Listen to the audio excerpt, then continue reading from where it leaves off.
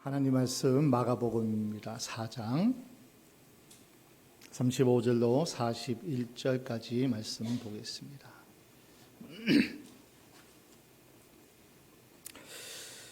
35절부터 함께 우리 하나님 말씀 합독하십니다.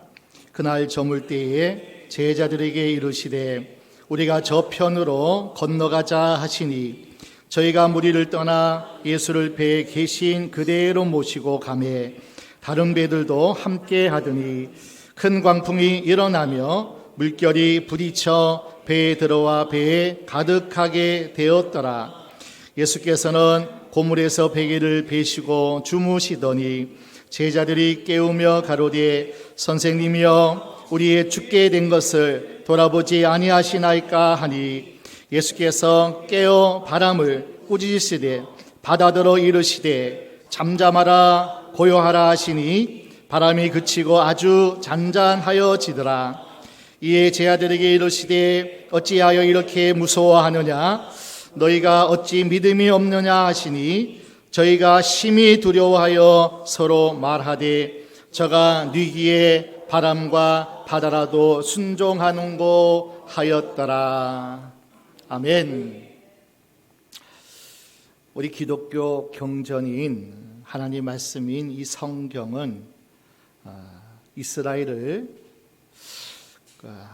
그 나라라는 그 지역과 그래서 이스라엘이라는 큰 나라였던 전쟁과 그리고 그곳에서 태어나고 모든 역사 가운데 하나님이 함께 하신 그러한 것들을 기록한 책이 바로 이 성경 하나님 말씀입니다. 하나님 세상을 창조하시고 아담과 하와를 에덴 동산이라는 곳에서 살게 하셨다가 그만 아담 하와가 타락하고 죄를 지음으로 그 에덴 동산에서 쫓겨났습니다. 그래서 하나님은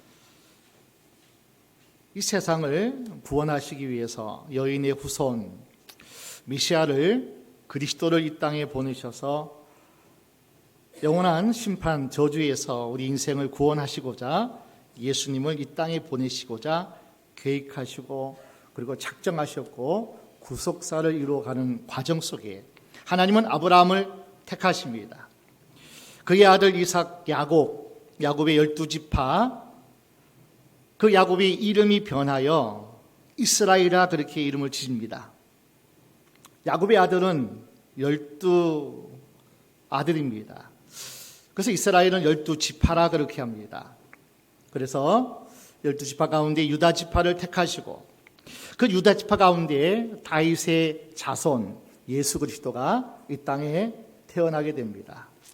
그래서 이스라엘은 팔레스타인이라는 지금 우리가 알고 있는 지중해 연안에 있는 그 나라에 그래서 예수님이 복음을 전하고 활동하셨던 그 시대가 바로 팔레스타인 지역이라는 곳에 지중해 연안에 요단강을 중심으로 동쪽은 요르단 그리고 레바논 이스라엘 위쪽에는 레바논이라는 나라가 있고 현재 그런 나라가 구성되어 있습니다.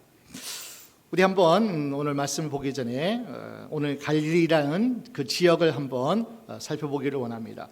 지도를 함께 잠깐 보게 되면은 지중해라는 곳에 바로 옆쪽에 붙어 있는 땅이 이스라엘 땅입니다. 저 위쪽부터 흐르는 강이 요단강입니다. 그리고 화살표가 바로 있는 그 지점이 갈릴리 호수라는 큰 바다와 같은 호수가 있는 그래서 그 곳을 갖다 갈릴리 호수라 그렇게 얘기합니다. 오늘은 그 갈릴리 호수라는 그 지역 배경을 우리가 함께 살펴보기를 원합니다. 다른 그림 한번 보여줄까요? 이 갈릴리는 둘레가 50km가 넘습니다. 그리고 그 폭이 12km나 넘는 호수 중에서도 큰 규모의 호수입니다.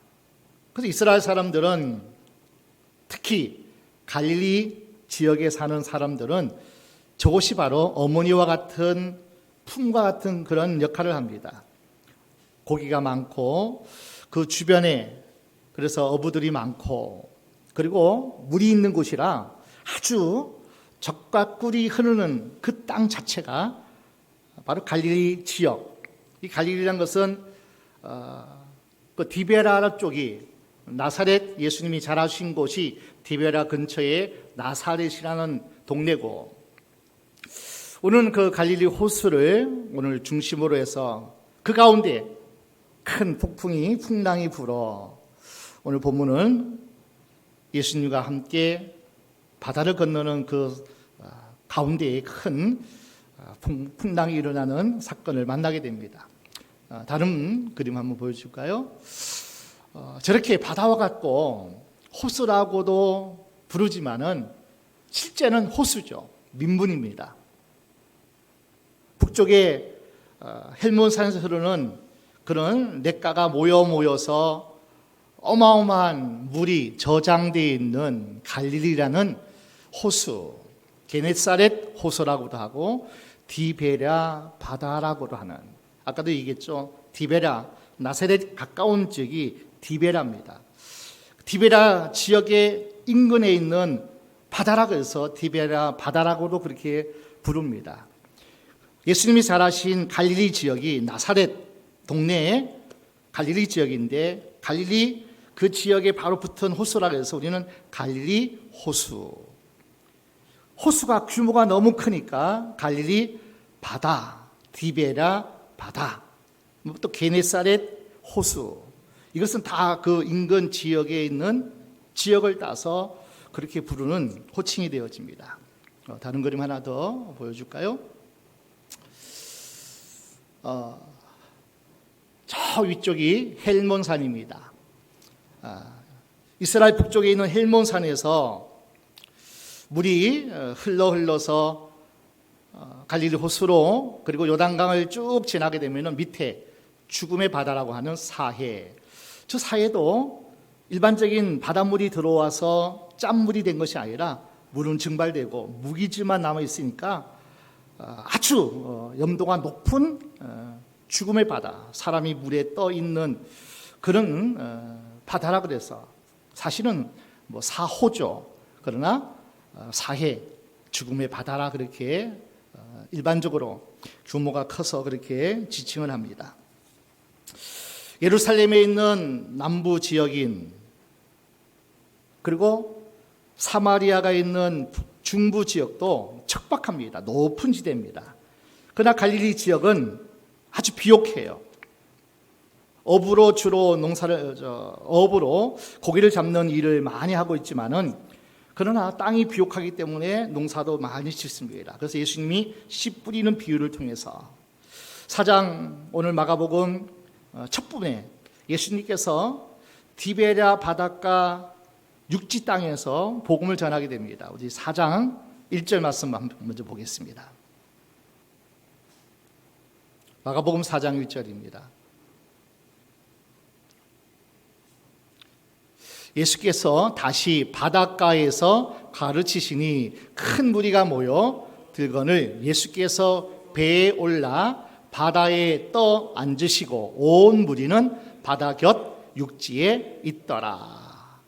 자, 온 무리는 디베라 바다의 바로 앞에 육지에 많은 사람들이 모여 앉아 있고, 예수님은 한 배에 오르셨습니다. 한 배에 오르셔서 육지에 앉아 있는 많은 사람들을 말씀을 가르치는 거예요. 예수님이 다니시는 곳마다 기적이 일어났잖아요. 병든 자가 치유받고 귀신은 떠나가고 수없는 기적과 표적이 나타나니 오병이의 기적도 나타냈고, 많은 병자를 고치는 그 예수님이 가시는 곳마다 수많은 인파들이 모였습니다. 그래서 예수님이 배 위에 앉아 육지에 있는 디베라의 육지 곁에 있는 사람들에게 말씀을 가르치는 겁니다. 이것이 1절입니다. 그리고 35절 말씀 볼까요? 그날 저물 때 제자들에게 이르시되 우리가 저편으로 건너가자 하시니 6절까지. 그 다음 절, 저희가 무리를 떠나 예수를 어디 그대로 모시고요, 배에 계신 그대로 모시고 가매 다른 배들도 함께 하더니. 예수님께서 배에 오르셔서 디베랴 바닷가에서 말씀을 가르치셨어요. 씨 뿌린 비유를 가르치셨어요. 놀라운 하나님의 생명의 말씀을 많은 사람이 가르치시고, 우리가 저편 가라사 지방이죠. 거라사 지방, 디베랴 바닷가 건너편 갈릴리 호수를 지나서 저편이 어디라고요?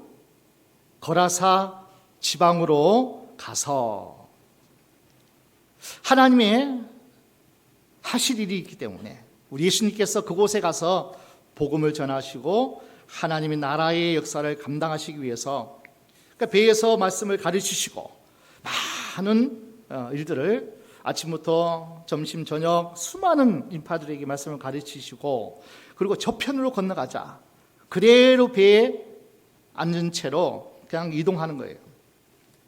자, 그 와중에 큰 풍랑을 만나게 됩니다.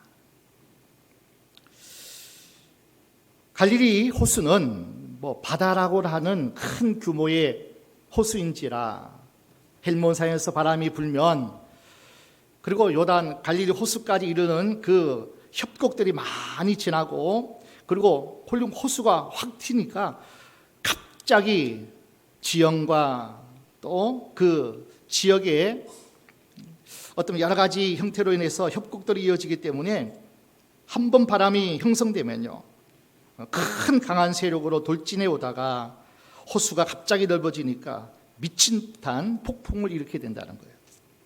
그 바람이 언제 불어올지도 모르고 잔잔한 바다, 물고기 잡고 어부로 생업을 잇는 많은 사람이 그 갈릴리 호수에서 함께 활동하고 있다가 갑자기 큰 폭풍이, 어느 때에 기온이 올라서 그 협곡에 큰 폭풍이 일어날 줄 모릅니다.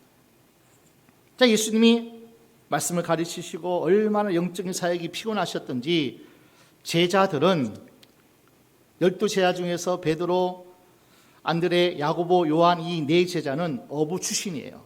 그 갈릴리 지역, 그 지역에서 예수님을 만났어요. 예수님이 저들을 부르셨어요. 적어도 4명은 어부 출신입니다. 그 갈릴리 지역에서 고기를 잡고 생업을 하고, 그래서 어릴 때부터 자랐고 어른이 되기까지, 그래서 갈릴리 호수의 모든 상황을 다 잘 아는 베테랑급 어부 출신의 제자가 4명이나 있으니 큰 폭풍이 몰아칠 때 그동안 많은 경험을 했을 겁니다. 그러나 이번 풍랑은 예사 풍랑이 아니었습니다. 그러나 잔뼈가 거기서 굵었던 베드로를 위시한 어부 출신 제자들이 있던 배인지라 어디든 지형, 수심을 잘 알고 있었습니다. 아주 익숙한 솜씨로, 그죠? 일찌감치 뱃머리를 또 이리저리 돛을 올리고 여러 가지 방법을 썼지만은 예사바람이 아닌지라, 예사풍랑이 아닌지라 큰 풍랑으로 인해서 배에 물이 가득 차고 침몰 직전까지 이르게 됩니다. 그럼 우리 예수님은 너무나 육신이 피곤하신지라, 영적 사역 후에 너무나 피곤하신지라 배 뒤쪽에 있는 고물에서 우리 주님은 주무시고 계셨어요. 그 풍랑이 일 때도 너무 피곤하신지라, 아니면 풍랑을 일고 난리가 났는데도 불구하고 예수님은 침묵하셨어요. 그냥 잠드셨어요. 하나님의 어떤 계획하심과 하나님의 섭리가 있는 그 상황인지라 예수님은 침묵하셨어요. 그때 제 아들은 예수님을 깨웁니다. 이리저리 온갖 방법을 다 동원하고 마지막에 예수님을 깨워요. 예수님, 우리가 죽게 되었나이다. 어찌하여 돌보지 아니하십니까? 그 장면이 오늘 읽었던 본문 말씀입니다. 저들이 해볼 방법은 다 해봤어요. 예수님이 피곤하여 주무시니 깨어있는지 어쩐 간에 하여튼 예수님이 침묵하고 계시니 자기들이 온갖 방법을 다 동원합니다. 이 방법, 저 방법, 자기의 경험, 자기의 어떤 기술, 여러 가지 방법을 다 동원하다 다급해지니까 그때 예수님을 안 되겠어, 절망이야. 긴박한 순간에서 우리 예수님을 찾아서 깨웁니다.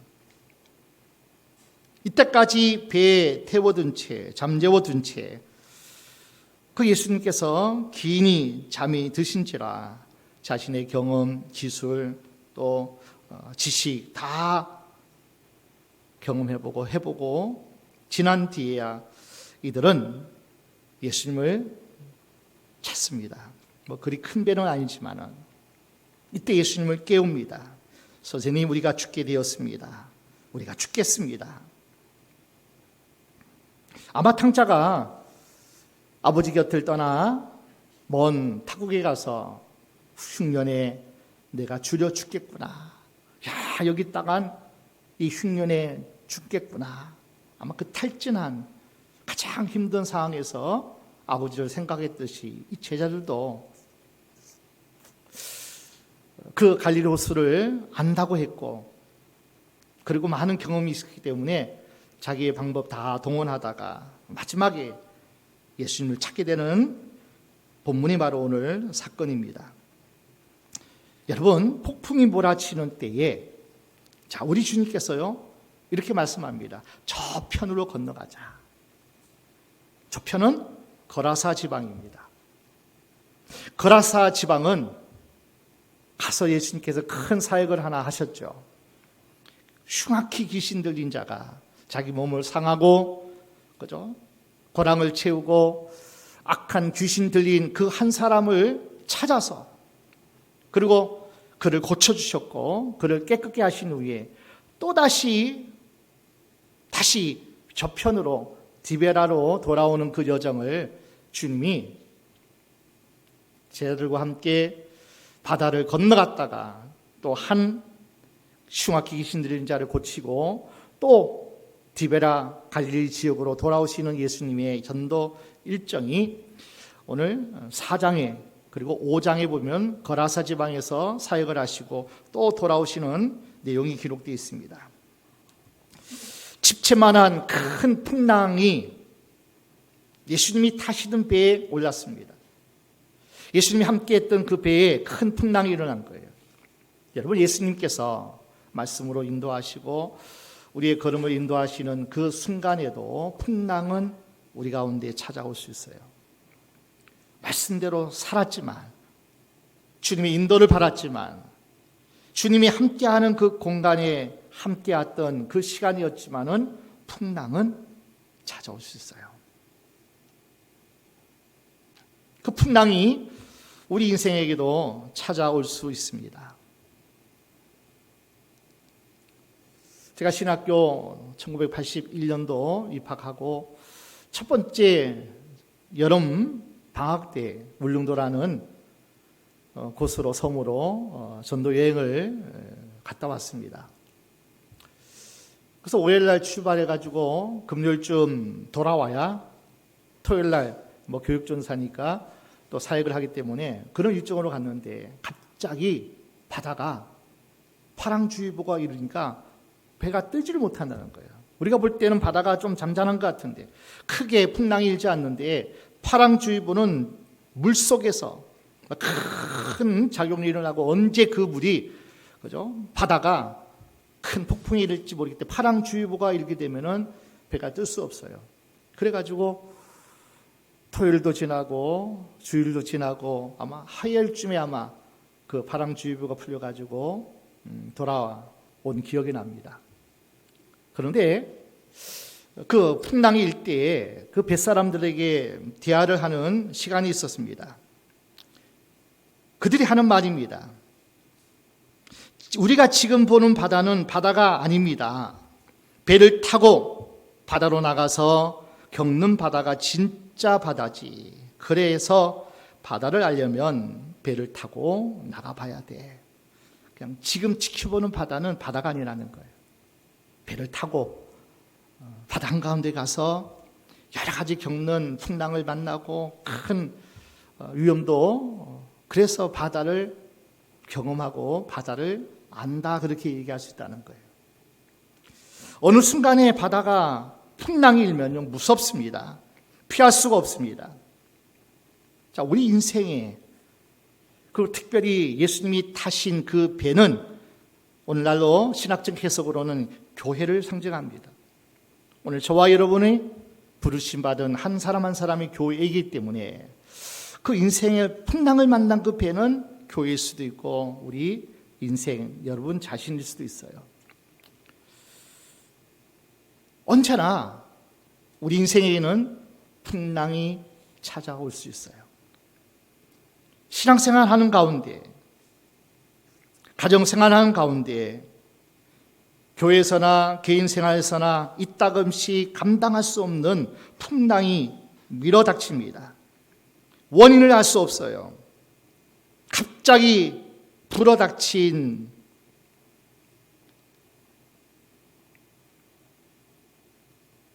배에 가득하게 되어서 언제 침몰할지 모르는 그 위기가 우리 인생에게도 찾아온다는 겁니다. 사랑하는 사람들을 보내기도 합니다. 불치의 병으로 고통을 당하기도 합니다. 잘 다녔던 직장이 문을 닫게 될 때도 있고요. 잘 경영했던 사업장이 하루아침에 무너져 내리기도 합니다. 왜 그런지 알 수 없어요. 하루아침에 건강을 잃어버리고 믿었던 사람에게 배신을 당하기도 합니다. 이럴 때 우리는 어떻게 할 수 없는 인생의 풍랑 앞에 자초하고 많은 인생이 너무나 많죠. 더 힘차게 노를 저어보기도 합니다. 돛을 내렸다가 올려보기도 합니다. 구멍을 막아보기도 하고 물을 퍼내기도 해보고, 그러다 우리는 지칩니다. 그리고 한숨 짓고 실망하고 그리고 포기합니다. 그리고 신앙이라면은 하다가 왜 침묵하실까? 왜 이런 인생의 위기 앞에 하나님은 왜 침묵하실까? 급기야 하나님께 불평합니다. 정말 하나님이 날 사랑하신다며, 나를 돕는 자 중에 계신다며, 그 인생의 풍랑 앞에 다 뭐예요? 실망하고 한탄하고 낙심하고 절망할 때, 그리고 결국은 하나님을 향한 불평까지 내놓습니다. 정말 그런데 그 가운데 꼭 잊지 말아야 할 것 한 가지를 제자들은 잃어버립니다. 여러분, 그 배는 주님이 함께 타신 배예요.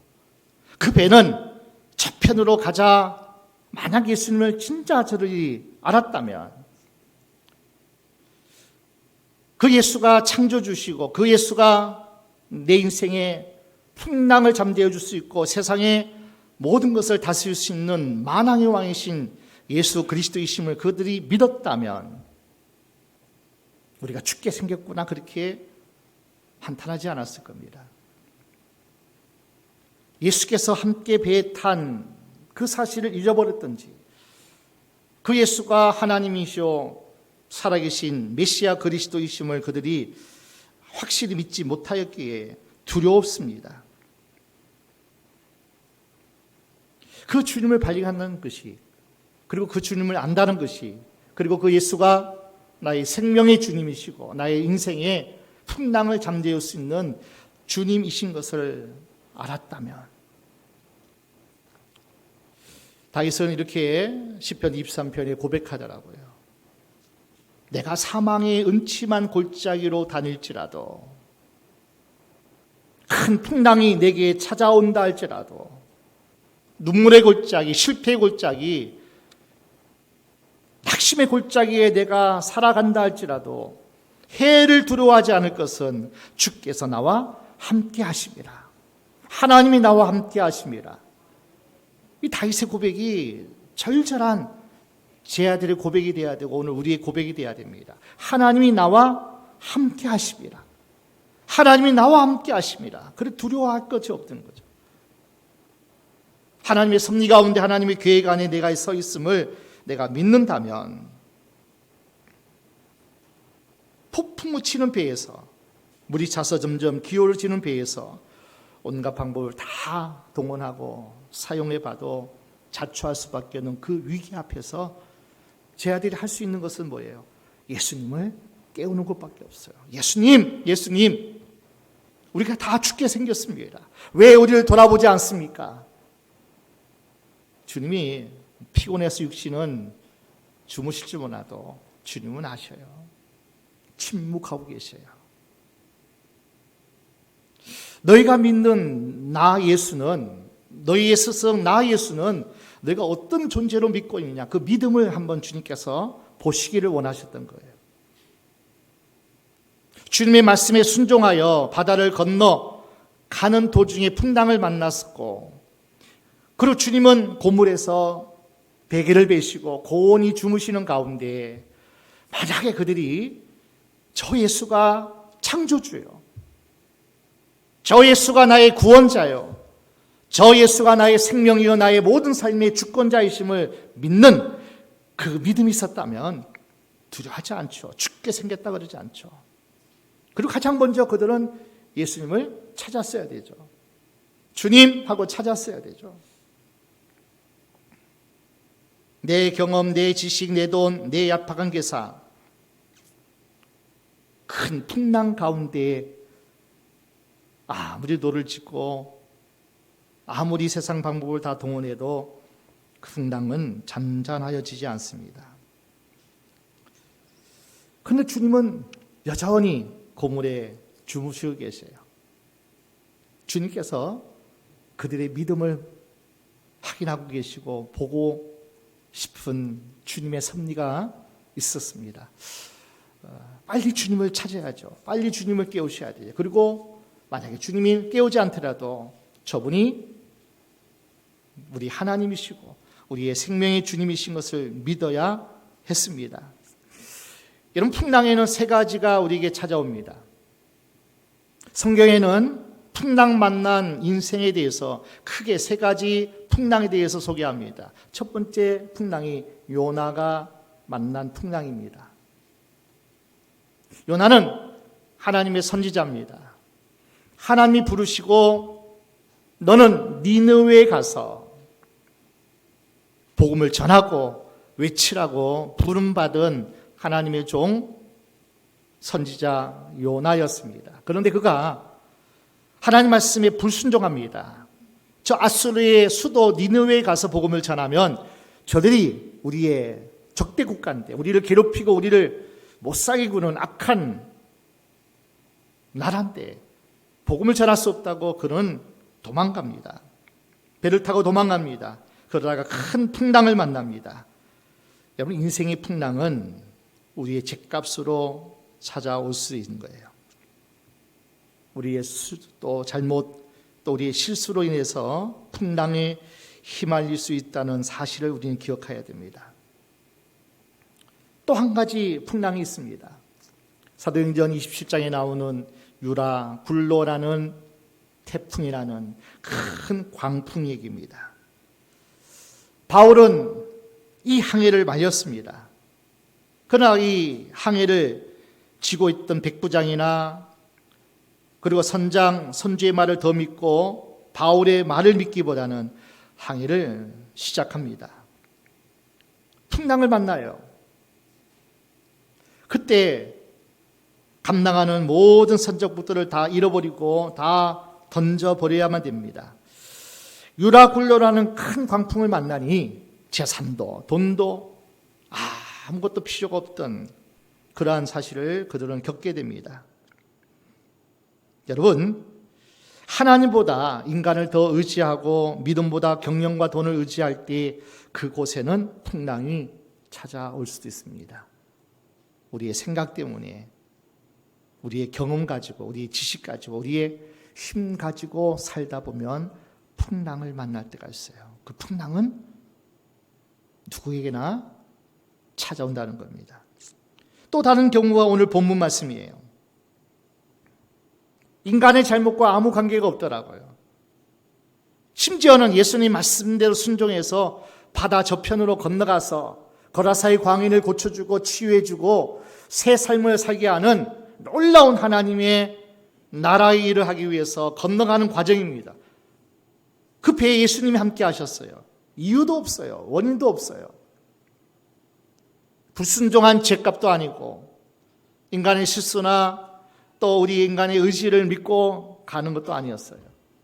오직 하나님 나라의 일을 위해서 예수님과 함께 탄 배가 풍랑을 만난 거예요. 성경은 이렇게 우리에게 소개합니다. 우리 시편 107편을 함께 볼까요? 23절로 27절입니다. 선척을 바다에 띄우며 큰 물에서 영업하는 자는 여호와의 행사와 그 기사를 바다에서 보나니 여호와께서 명하신즉 광풍이 일어나서 바다 물결을 일으키는도다. 저희가 하늘에 올랐다가 깊은 곳에 내리니 그 위험을 인하여 그 영혼이 녹는도다. 저희가 이리저리 구르며 취한 자같이 비틀거리니 지각이 혼돈하도다. 여기 말씀 보면 여호와께서 광풍을 일으키셔요. 뭔가가 하나님께서 계획이 있어요. 뭔가가 하나님이 제자들의 유익을 위해서 하나님의 믿음을 달아보시든지 믿음을 성숙시키든지, 그리고 함께 하는 그 예수가 그리스도 메시아예요. 창조주예요. 자연, 바다, 만물을 다스리는 왕의 권세를 가진 그 분이심을 그들에게 확증시켜주기 위해서 하나님의 계획 가운데 큰 광풍을 일으켰다는 거예요. 107편은 분명히 말씀합니다. 여호와께서 명하신즉, 하나님이 우리에게 광풍을 주실 때가 있어요. 우리에게 믿음을 주시기 위해서 하나님 광풍을 일으키실 때가 있어요. 정말 하나님을 믿는지, 참 신앙이 있는지, 정말 예수가 나의 모든 소망이고 생명이심을 내가 믿고 있는지 주께서 그죠? 시험하기 위해서, 테스트하기 위해서 그 풍랑이 내게 찾아올 수도 있어요. 정말 예수가 어떤 분인가를 우리가 배우고 알고 그 예수를 만나게 하기 위해서 풍랑이 내게 찾아올 수도 있어요. 왜냐하면 내 지식까지 살고 내 힘까지 살고 세상 의지하고 살고 세상 바라보고 세상 즐기다가 그 풍랑 없으면 예수 만날 길이 없거든요. 예수가 하나님이심을 알 길이 없거든요. 그래서 하나님은 풍랑을 인하여 세상 방법, 세상 힘, 내 경험, 내 지식, 내 자랑하는 것들 다 풍랑 앞에는 소용이 없구나. 풍랑이 일면요, 배를 가볍게 하기 위해서 모든 재산, 재물 다 던지셔야 돼요. 사도행전 27장에 많은 사람들이 먹지 못하죠. 정신이 다 나가죠. 건강을 지킬 수 없어요. 그렇게 자랑하던 건강도, 그렇게 자랑하는 재물도, 그렇게 자랑하는 지위나 명예와 권세도 풍랑 앞에서는 다 소용이 없다는 거예요. 우리 인생이 풍랑 만났을 때 하나님이 함께 하셔야 되는구나. 그 하나님이 도우셔야 되는구나. 그 하나님이 잠잠케 하셔야 되는구나.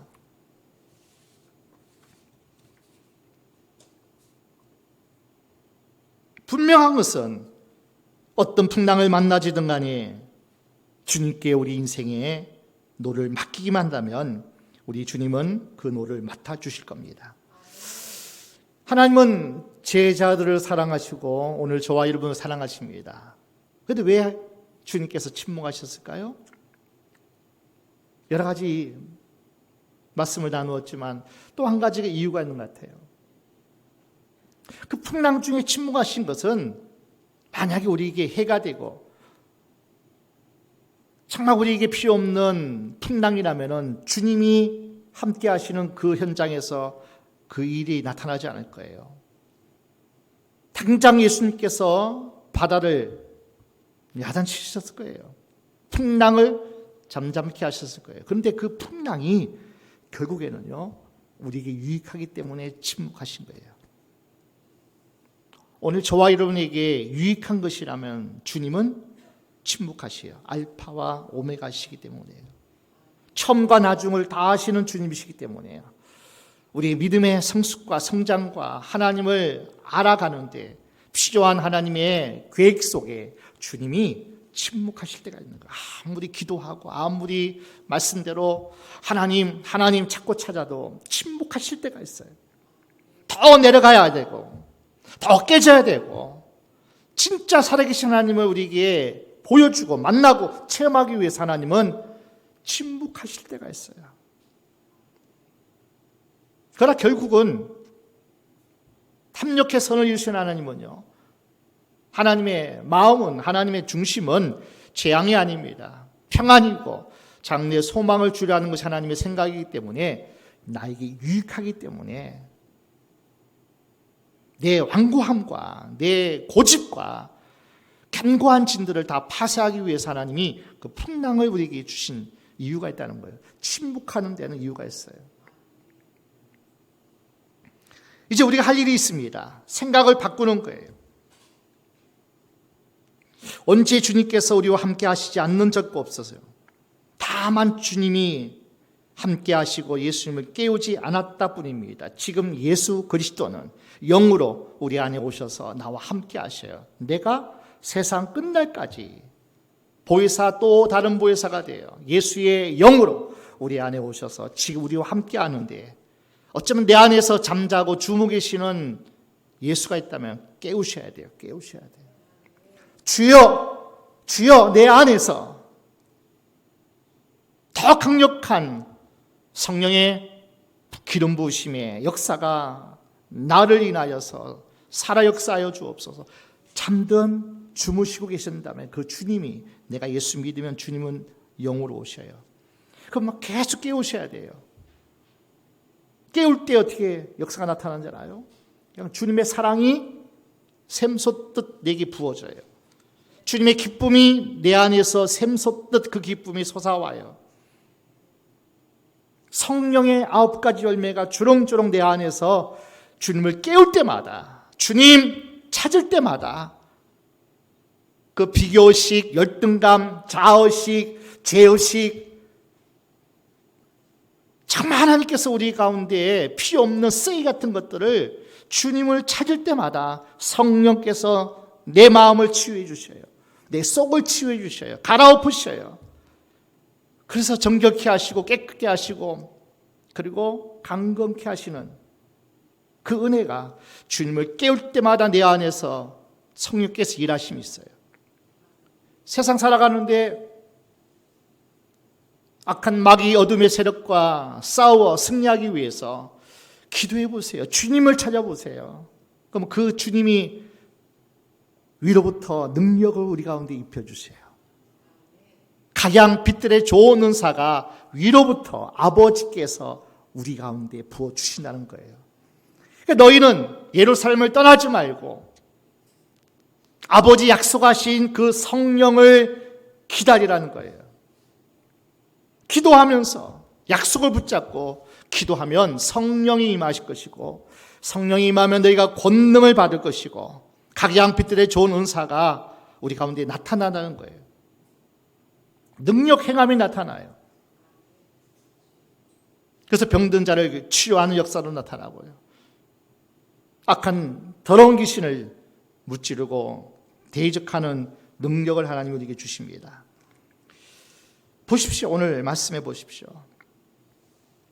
주님을 깨웠더니만, 주님이 언제 나를 깨우나, 나를 찾나, 주님이 지켜 기다리고 계신 것처럼 깨자마자 바다야 풍랑아 잔잔하라, 고요하라. 이 놀라운 예수님의 명령이 있어요. 39절이죠. 예수께서 깨어 바람을 꾸짖으시니 바다더러 이르시되 잠잠하라 고요하라 하시니 바람이 그치고 아주 잔잔하여지더라. 하나님 되심을, 내가 왕이다, 내가 세상의 자연과 모든 세상을 주관하는 창조주다, 내가 바다를 지었어, 내가 풍랑을 얼마든지 내주장할 수 있는 능력이 나에게 있다.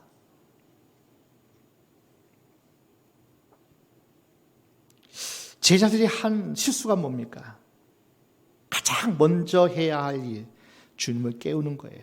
주님을 찾는 거예요. 그리고 주님을 바라보고 주님을 믿고 신뢰하고 담대한 거예요. 근데 맨 나중에 그 일을 하는 거예요.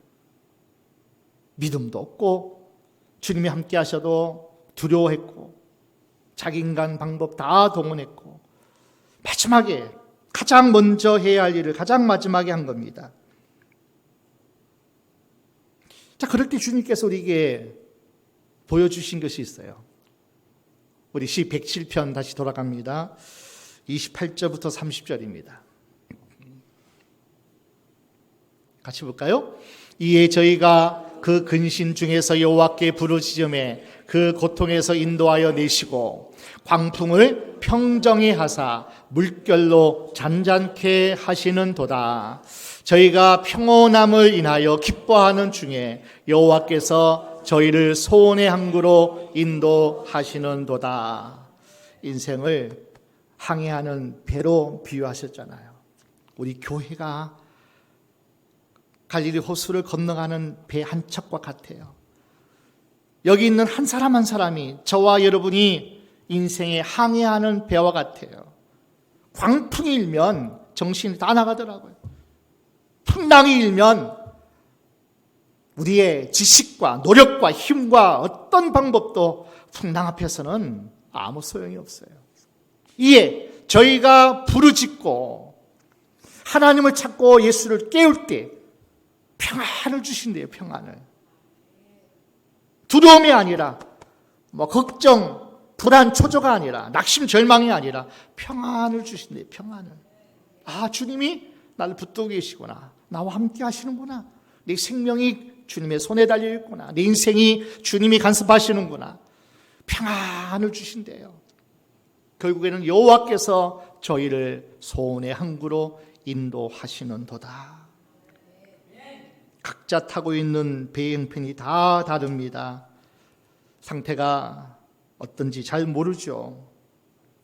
분명히 알아야 할 것 한 가지, 예수님을 깨워야 된다는 거예요. 예수님을 찾아야 된다는 거예요. 주께 부르짖어. 28절 다시 한번 보여주실래요? 28절. 이에 저희가 그 근심 중에서 여호와께서 부르짖음에 그 고통에서 인도하여 내시고.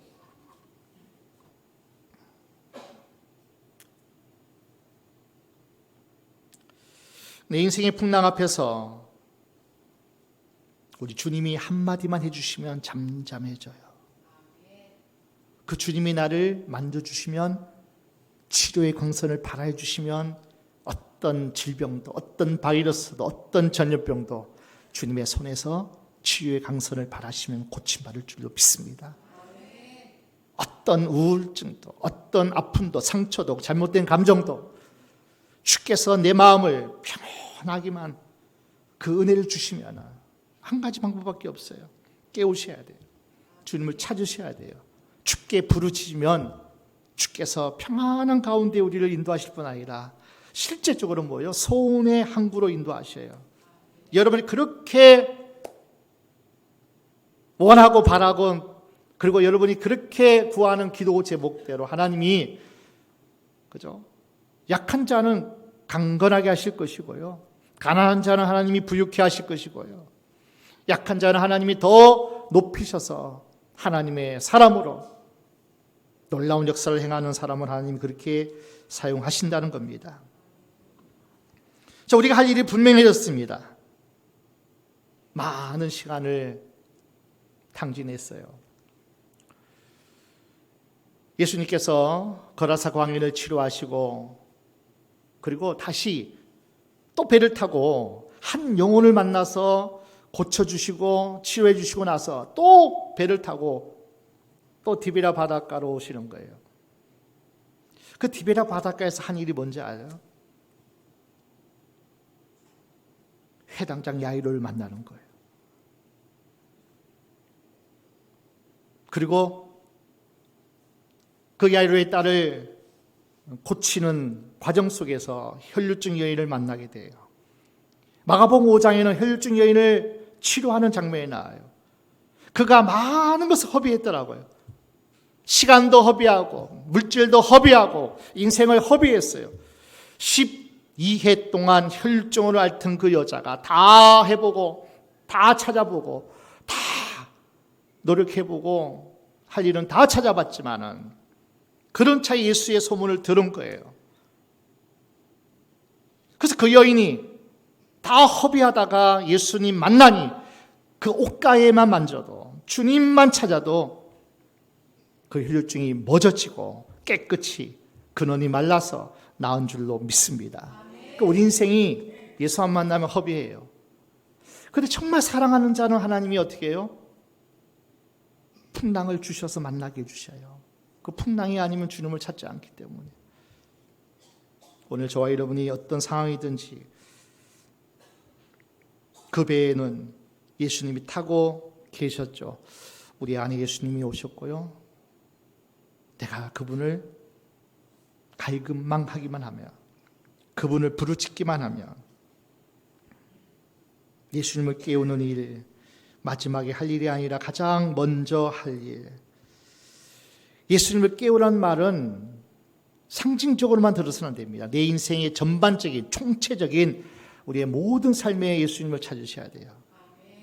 무슨 일을 만나든지 무슨 일을 하든지, 그리고 어떤 문제가 내게 닥칠지라도, 그리고 어떤 병이 내게 찾아왔다 할지라도, 그것이 크다 작다 세상에서는 불치병이다 할 수 없다고 하는 세상 의학이 과학이 그렇게 정의할지 몰라요. 하나님 앞에는 크고 작음이 없어요. 여러분, 인간이 안 되는 것이지 하나님이 안 될 것이 없어요. 그죠? 그분은 모든 것을 다 할 수 있어요. 그분은 기적을 일으킬 수 있어요. 그분은 우리를 온전케 할 수 있어요. 그분은 우리의 모든 소원의 항구로 인도하실 수 있는 전능하시고 살아계시고, 그런데 나를 사랑하시는 분이고 예수로 값주고 사신 저와 여러분이기 때문에 우리에게는 자녀의 권세가 있어요. 하나님의 자녀의 권세. 그죠? 자녀의 권세. 아버지하고 하나님을 찾으라는 거예요. 하늘에 계신 우리 아버지여, 하늘에 계신 창조주 하나님이여, 지금도 살아계시고 기적의 하나님이여, 내가 주님을 찾을 때마다 주님은 나를 새롭게 하셔요. 그리고 평안을 주시고 담대하게 하시고, 그리고 하나님이 능력을 주시고 세상을 능히 이기는 자로 살아갈 수 있는 그 힘을 주십니다. 가장 먼저 할 일이 뭐예요? 주님을 깨우는 일이에요. 주님이 책망할 일이 있다면 왜 믿음이 적은 자여 그래요? 믿음이 적은 자여, 그렇게 주님이 책망하시더라고요. 왜 무서워하느냐 그렇게 말씀하더라고요. 주님이 나와 함께 하시는데, 주님의 임재가 내가 확신한다면 두려워하고 무서워하지 않아요. 주님이 두 가지 책망하더라고요. 왜 무서워하느냐? 내가 너와 함께 하는데. 왜 믿음이 없니? 나를 찾기만 하면 내가 너를 만져주고 너를 치유하고 너를 세워주고 내가 복을 줄 텐데 왜 믿음이 없니? 나 여호와는, 나 예수는 우리의 도움이시고 정말 환난 중에 만날 큰 도움이실 뿐 아니라 피난처가 되실 줄로 믿습니다.